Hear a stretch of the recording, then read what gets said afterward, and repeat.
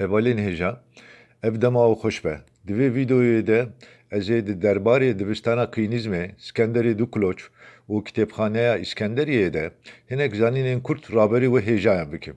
Wekî zanîna we ye ku Arîstotelesê, filozofê Yevnanî, ew bi xwe jî mamosteyê Skenderê du Kuloç bûye û bandorekî mezin li ser ramanên wî hiştiye. Skenderê du Kuloç ku şagirdekî Arîstoteles e bandorekî mezin lî dîrokê kiriye, dîrokê guhrandiye û felsefe jî ji wê guherînê gelekî ketûmet bûye. Skender di demekê gelek kin de ji Bakurê Afrikayê beşekê mezin, Rojelata Navîn, İtalya û Hindistanê dagir kiriye.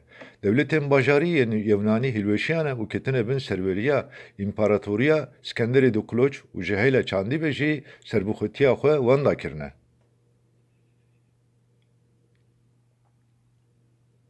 Skender li hemû deverên ku dagir kiriye, bajarê nû ava kiriye û ji Yûnanistanê Yevnaniyan aniye û li wan bajaran bicih kiriye û ji wan bajaran artêşa xwe îdare kiriye. Piraniya koloniyan bijinên xwecihî re zewicîne û nüfusa bajaran gelekî zû hatiye guherîn û bûye kozmopolit. Lêbelê Ethosa rêveberiyê û zimanê bajaran her wekî xwe û Yevnanî maye. Di dawiyê de jî tamamiya cihana kevin ji aliyê bajarên Yevnanî ve hatine birêvebirin. Ev dinya jî wekî devra Helenîstîk tê zanîn. Di vê devrê de bajarê herî girîng bêguman li Misrê bajarê Skenderiyê ye ku navê xwe jî Skenderê du Kuloç girtiye. Ev bajar di demekî kin de bûye navenda çanda namneteweyî û perwerdehiyê.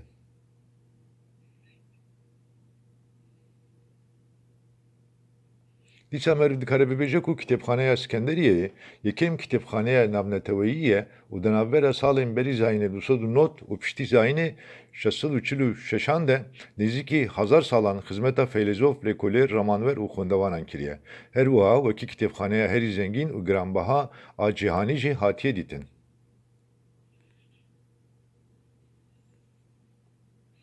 Devra Helenîstîk di sed sala çaran de bi hilweşandina bajar devletên Yevnanî dest pê kiriye û heta damezrandina împaratoriya Romayê sê sed salan berdewam kiriye.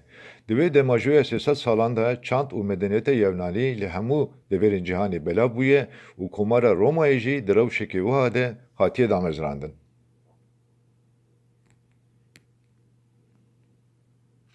Her wiha Xristiyanî jî li vê cîhanê derketî holê. Vê demê Filîstîn jî metingeha Romayê ye û lewma jî ehda kevin bi Yewnanî hatiye nivîsandin. Piştî mirina Skender împaratoriya wî hilweşiya ye û şerên hizbî dest pê kirine. Her çi qasî yekîtiya wan a çandî berdewam kiribe jî dûbendiyên siyasî xilas nebûne.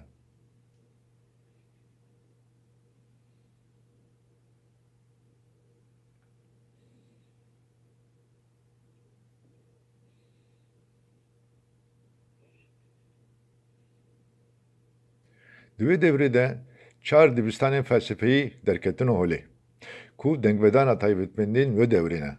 Ew dibistan jî wekî em dizanin Qînîzm, Septisîzm, Epikurusparêzî û Stoaparêzî ne. Ev çar dibistanên ku me qala wan kir herî zêde li ser ewlehî û bextewariya mirovî rawestiyane û ji bo mirovên medenî li rê û rêbazên ewle û aram geriyane.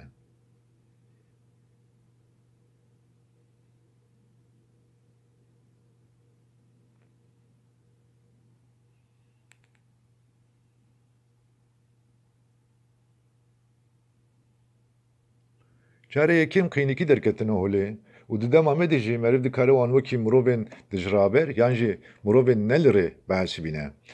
Antisthenesê kalkê wan şagirtê Sokrates û hevdemê Platon bûye. Heta ku bûye mirovekî navsere di pergala arîstokrat a felezofan de emrekî xweş derbas kiriye.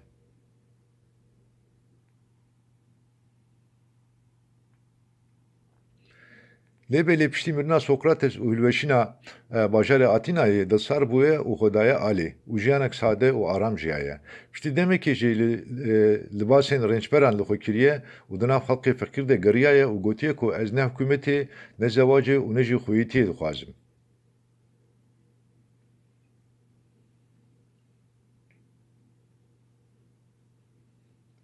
Diogenes jî şagirdekî Antisthenes jî ye û piştî demekî ji zêdetir hatiye nasîn. Dibêjin ku Diogenesî di nav gel de digeriya û bi zanetî tinazên xwe bi irf û adetê wan dikir. Ji hinek potuk motukan ji xwe re cilan çêdikir, wan li xwe dikir û bi vî havî wan şaş û ecebmayî dihişt. Bi kurtasî meriv dikare bibêje ku mîna kûçikekî jiyana xwe berdewam kiriye. Ji ber vê yekî jî yewnaniyên navê qînîkî lêkirine ku di wateya kûçikiyê de ye. Ev peyv di rojame de jî tê bikaranîn lê belê wateya wê hatiye guherîn.